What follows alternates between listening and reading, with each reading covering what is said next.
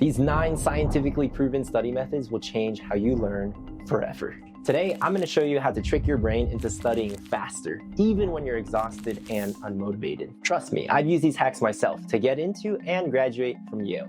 But it's not just me. I've also mentored dozens of other students who have used them too. So here are my top studies to save your GPA, boost your confidence, and make studying way less painful. First, method number 1, spaced repetition. My sophomore year at Yale, I memorized 2,500 vocab words, 2,000 in Portuguese and 500 in Chinese, by intentionally allowing my brain to forget. Learning is not this. It's not passively listening or reading. That's only scratching the surface. But if you force yourself to try and remember what I'm saying to you right now, a day later, and try to explain it to a friend, your understanding suddenly gets far deeper. Even better if you learn a new concept, right? Like let's say balancing chemical equations. And then you try explaining it to an expert, your chemistry teacher, and they get to correct you where you went wrong. That is one of the most optimal forms of learning. Letting your brain forget and then retrieving the information over increasing intervals, that's the secret to long-term memory. This is why it's far better to study for 30 minutes a day instead of 6 hours all on one day,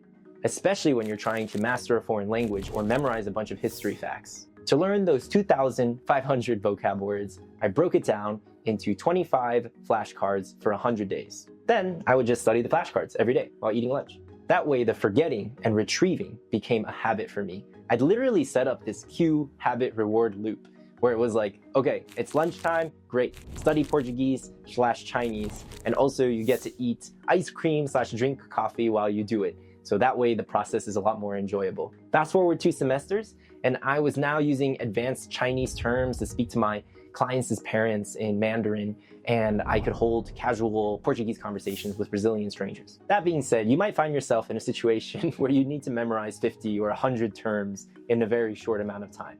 Well, I do have a silver bullet for you. The tool that I would recommend is cram.com.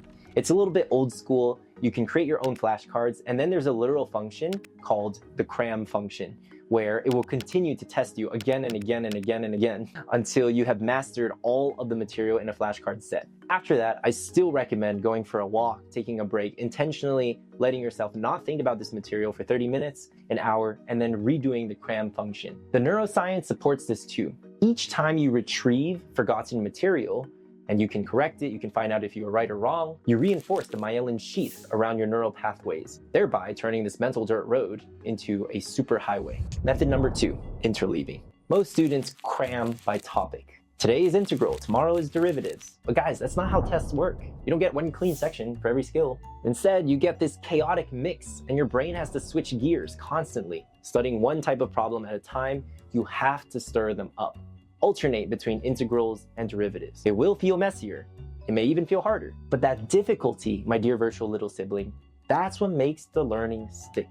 Furthermore, interleaving boosts something called discriminative contrast. It trains your brain to recognize the differences between concepts, not just repeat them on autopilot. This 2011 study shows that students who mixed math problem types, even though they got more practice questions wrong during learning, they still scored 43% higher on the final test compared to those who used blocked practice. Just drilling the same thing over and over and over again, that might work in sports, but not necessarily in an academic setting. It creates the illusion of mastery. You feel fluent until the test scrambles the deck. That's like learning to drive only in sunny weather.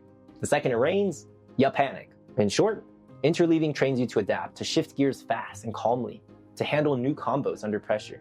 My advice, start small. Don't study 30 problems of one type.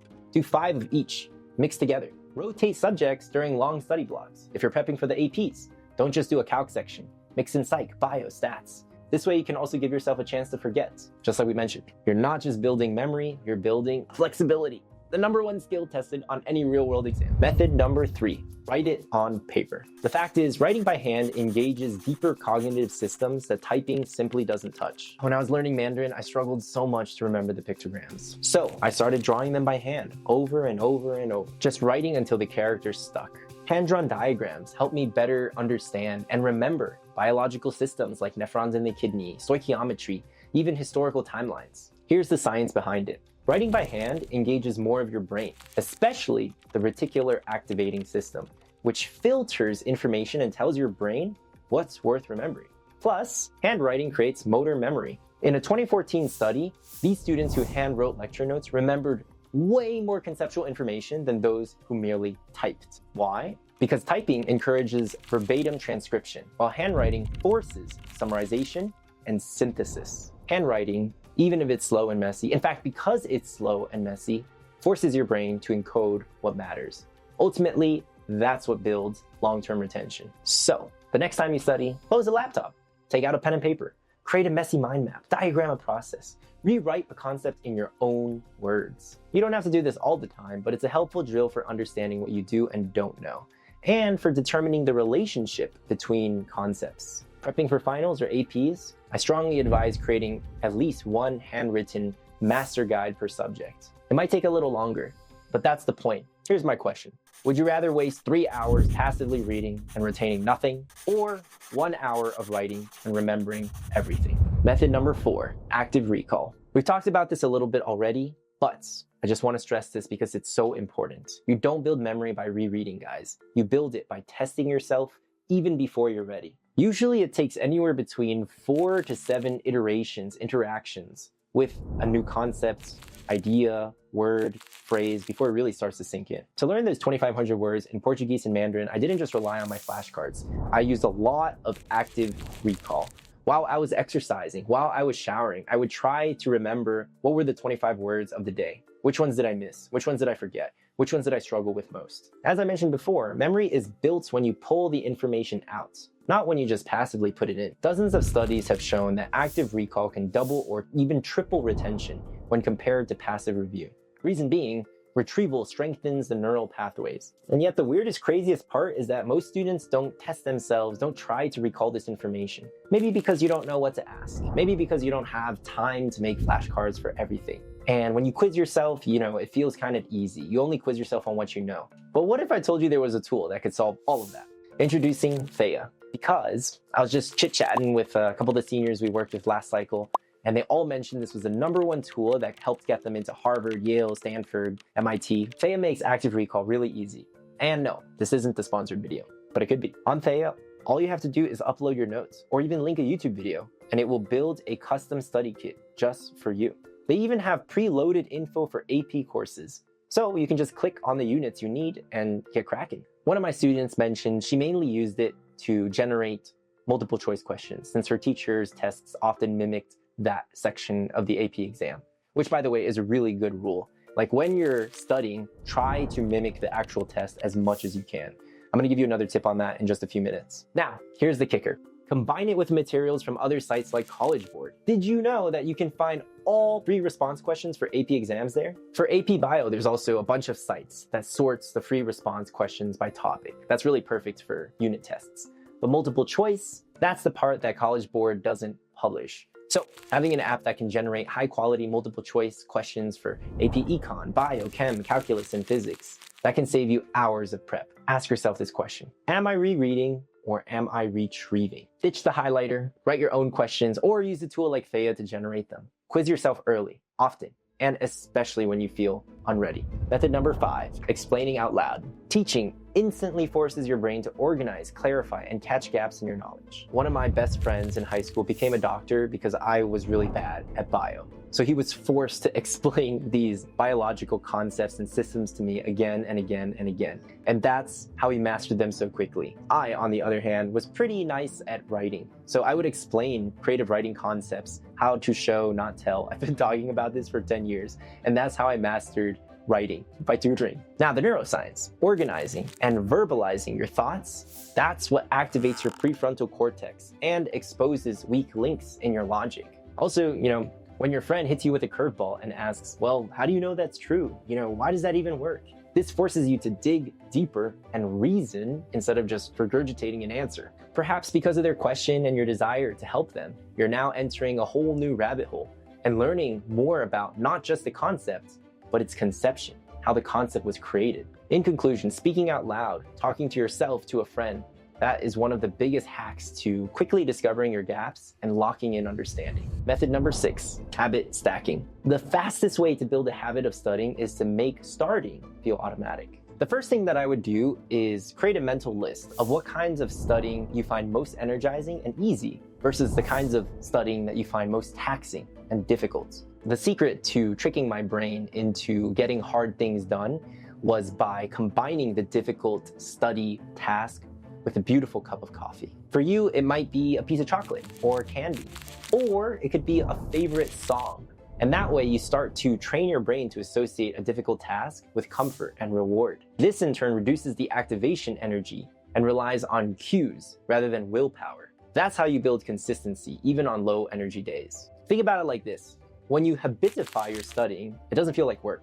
Just like brushing your teeth doesn't feel like work. You just know that before you go to bed, you have to do it, irregardless of how tired or exhausted or demotivated you feel. Like, I hope 9 times out of 10, you guys still brush your teeth. That's how we treat difficult subjects too. This one tiny shift can remove so much resistance, so studying feels habitual instead of painful. Method number 7, motivation, visualization. Tying your studying to a personal goal or image gives it emotional fuel that lasts. Why did I dedicate 2 semesters of my life to learning 2,000 words in Portuguese? It was because I promised my wife that more than anything, I wanted to be able to listen to her tell stories in her mother tongue. Why did I learn 500 words in Mandarin? It was because when my aunt was dying of cancer, I had a hard time communicating with her, and I never wanted to feel that helpless or disconnected again. Similarly, when I was studying bio, which sucked so much, I just pictured my dad. Just picturing my dad working hard for 20 seconds was enough to push me through another 20 minutes. Though it may sometimes feel this way, motivation isn't random, or at least it doesn't have to be. You can build it through clear, emotionally charged mental imagery that's tied to your future identity. Method number 8, multisensory learning. Engaging multiple senses strengthens neural pathways and makes learning stick. Passively listening to something, not great. Passively reading something, also not great. However, combining auditory input with reading, the brain encodes information far deeper when more senses are engaged, especially with handwriting and speech, which we've already covered. But listening can be equally as powerful too. It really just depends on the type of learner that you are. Know that you learn better through listening. There are apps like Speechify that lets you convert any PDF into a voice, and you can listen to it while going on a run, while eating food, while reviewing your notes. These days, the barrier to entry is lower than ever since there's so many AI tools that can help you convert text to speech. You can even do it with your own handwritten notes. And finally, method number 9, office hours. Showing up to office hours builds trust and unlocks personalized help most students never access.